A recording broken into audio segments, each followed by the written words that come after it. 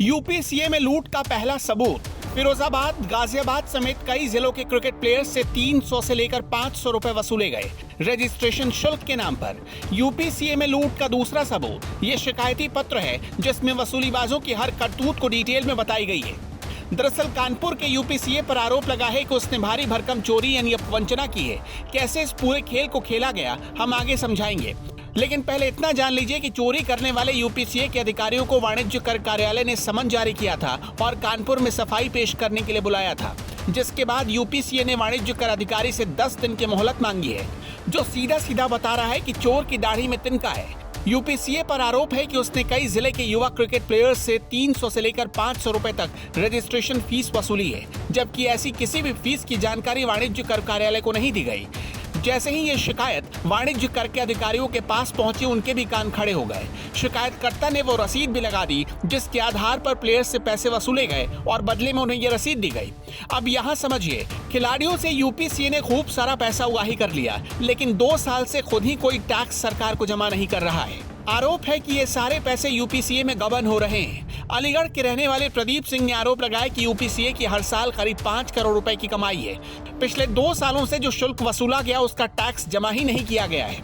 मैंने Uttar Pradesh cricket association के विरुद्ध वाणिज्य कर कार्यालय कानपुर में जीएसटी जमा न करने के संबंध में एक शिकायत दर्ज की थी, क्योंकि यूपीसीए प्रदेश के सभी जनपदों के क्रिकेट खिलाड़ियों के ऑनलाइन ऑफलाइन रजिस्ट्रेशन जो करती है उसमें 300 से 500 रुपये लेती है, जिसका कि वो जीएसटी जमा नहीं करती है।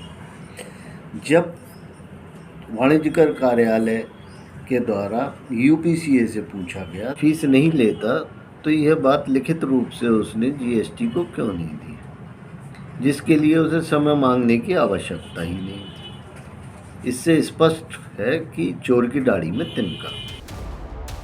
इस शिकायत के बाद वाणिज्य कर कार्यालय द्वितीय ने यूपीसीए को फौरन जवाब देने को कहा।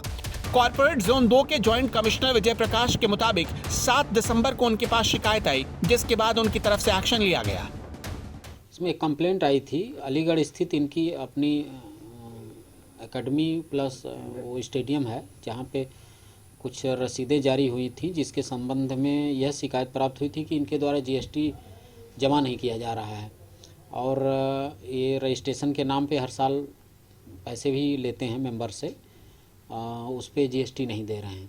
इसी संबंध में जांच हेतु नोटिस जारी है। पूछा ये गया था कि अपनी जारी करने वाली इनवाइस बुक लेके उपस्थित हों कि किनको जारी करते हैं, किन्हें नहीं जारी करते हैं और क्यों नहीं जारी करते हैं, और मतलब जारी करने के बाद क्या समस्त जो चार्ज करते हैं उसको जमा किया इन्होंने कि अभी तक नहीं जमा किया है।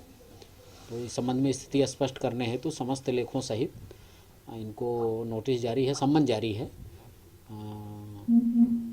इसके संदर्भ में अभी उनके द्वारा समय लिया गया है और ज्यों ही जवाब दाखिल करेंगे फिर आगे कार्रवाई की जाएगी। अस्तित्व न्यूज ने यूपीसीए के अधिकारियों से भी बात करने की कोशिश की। यूपीसीए के अधिकारी कैमरे पर कुछ भी बोलने से बच रहे हैं।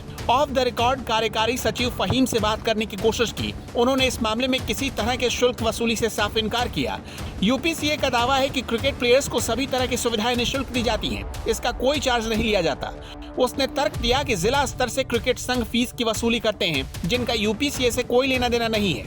अब ऐसे में बड़ा सवाल तो ये खड़ा होता है कि यदि यूपीसीए फीस लेता ही नहीं तो ये बात लिखित में जीएसटी विभाग को क्यों नहीं दी जा रही, और अगर फीस यूपीसीए नहीं ले रहा तो प्लेयर्स से वसूली कौन कर रहा है। इससे भी बड़ी हैरानी की बात कि वसूली की रसीद भी दी जा रही है, जबकि रसीद में जो टिन नंबर का यूज किया गया वो यूपीसीए का है।